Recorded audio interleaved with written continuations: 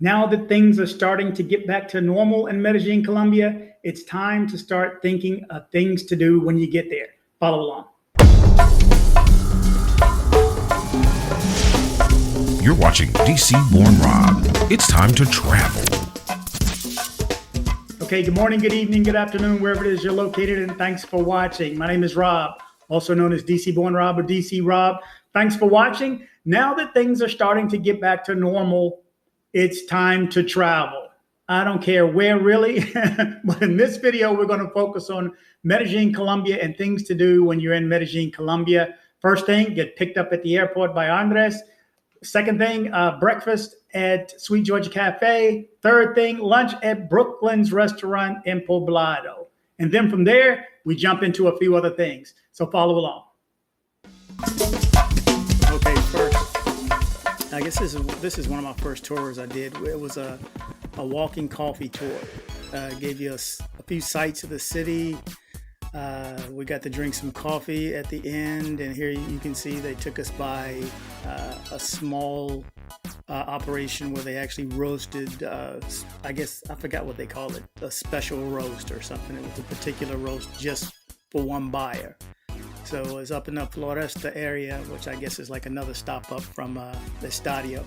And this is where I met the guide, and he takes us around, we smell it, and have a good day. Here is Comuna 13 or Comuna 13. This is the notorious area that just got these escalators not too long ago for the residents to be able to get up on the side of the hill. This is where, where all the issues happen, where the gangs and so on were still there. We're there back then, and I'll tell you, they are still there to a degree. You can tell where you are. But it's a beautiful view of the city from their side of town anyway, and of their side of town. This is across from La Floresta, up from the San Javier metro station. But it was a beautiful day, beautiful view. But this is the one place I would not recommend going by yourself. Just go with a guide or a tour. And and it's pretty safe. I would assume it's pretty safe. I wouldn't be wandering around there at night, that's for sure. Okay, this one is a must-do if you go to Medellin, and this is climbing El Peñol, which is the mountain outside of Guatapé. And you're gonna have to go to Guatapé after this since you've come that far.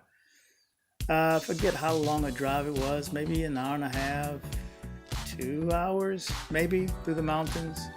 First time I walked this, I was hurting. Man, I guess I wasn't acclimatized to the height and the lack of air. But as you can see, there's a beautiful view from up top.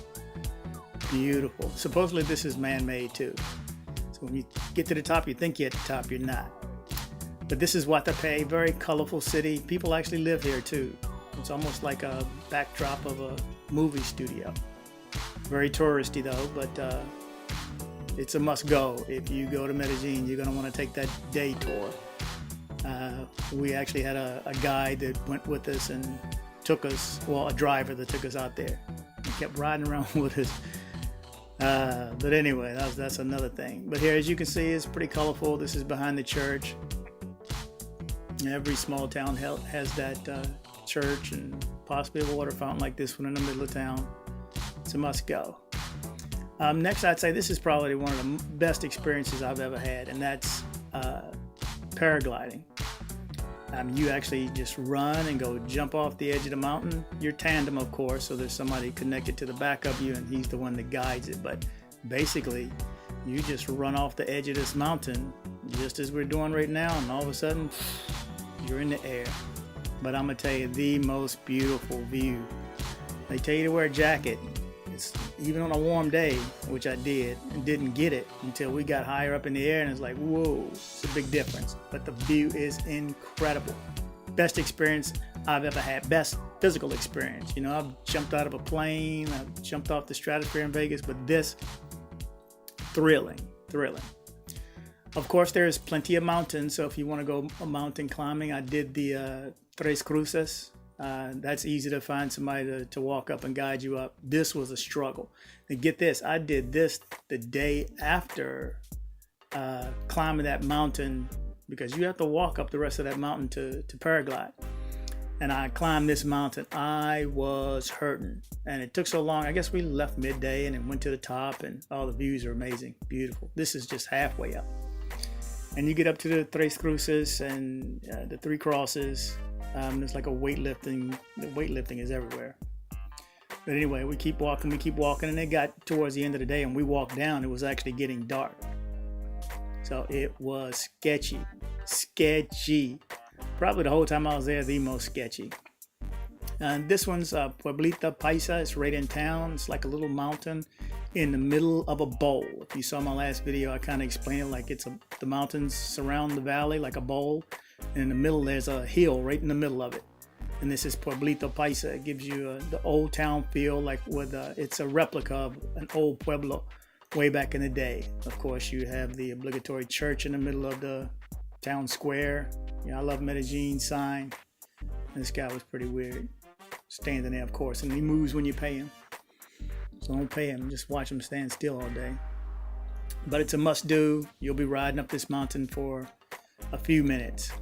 But, going up, get you some pictures, take a look at the view. Very good trip. When I trip, it's in the middle of town. When you're riding around town, you barely notice it's there, and it's actually in Medellin. Next thing, of course, is the Sunday morning walk. I very rarely miss these. I would advise you, this is where I fell in love with the city. Absolutely beautiful walk, especially this part from Santa Fe Mall up towards the central of Poblado. Because you can walk up to Poblado Park, and actually, if you're out walking, I walked downtown one time and back. It turns out I did 5K. Nice walk, people selling things along the side. You can get your drink, or they work on bikes. So people not only walking, but they're riding bikes and walking their dogs and skating. You'll see a little bit of everything, but it's a must do if you're in town. Next, of course, if you're going to Colombia, period, you're going to want a salsa dance. So if you can't, as you can see, I'm just getting started here, but if you can't salsa dance, it's a necessity, I would say. If you don't like to dance, maybe Colombia is not for you. I never got all the way, where I wanted to go, but, I got better as time went on. And, the thing with this is, just like anything else, the more you do it, the more you retain it. So if you don't use it, you're going to lose it. So stick with it.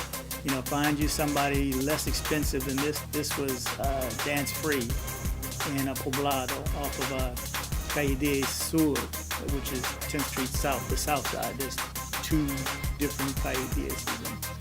You can't tell, this is my third class. I'm getting a little better. And it's not a private class. Of course, you have a private tutor, but you're in the middle, as you can see, in a big group type setting.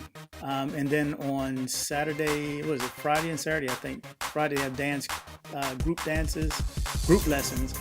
And then after that, around, 8:30, 9 o'clock, it turns into a club. So the band comes up top and they strike up the band. Okay, here's my guide, Andres. And if you've seen my videos, Andres is an awesome guy, great guy. This is Camino 8 tour, which he takes you through the city, and you take public transportation. We took the metro over to the tram, then to a bus up the side of the hill, but it gives you a little bit of the history, lets you sample some of the fruits and so on while we're downtown. Gives you the history of that area. Guess this is where we were before we took the bus up. Look, and this guy just comes up, man, I'm the best rapper in the world, man. I'm like, yeah, okay. Anyway, Andres is a great guy. He's got quite a bit of tours too. I want to feature in another one on another tour that I did with him, or a few that I did with him, and one he's got coming up too. But this is Camino 8. You go to the side of the mountain, you take the bus up, and I was actually by myself. And get this was the third day after I had done the 2 mountains already. This is the third mountain. I didn't think I was going to be able to do it. We're going down now, but we end up going up to another mountain top. So be fit. These bricks are supposed to resemble historical paths to go through that part of the neighborhood. But once you go up to the top of this, you'll see Poblado on the other side. Beautiful views. They just walk around the edge like it's nothing too. If you see my other video, check this one out.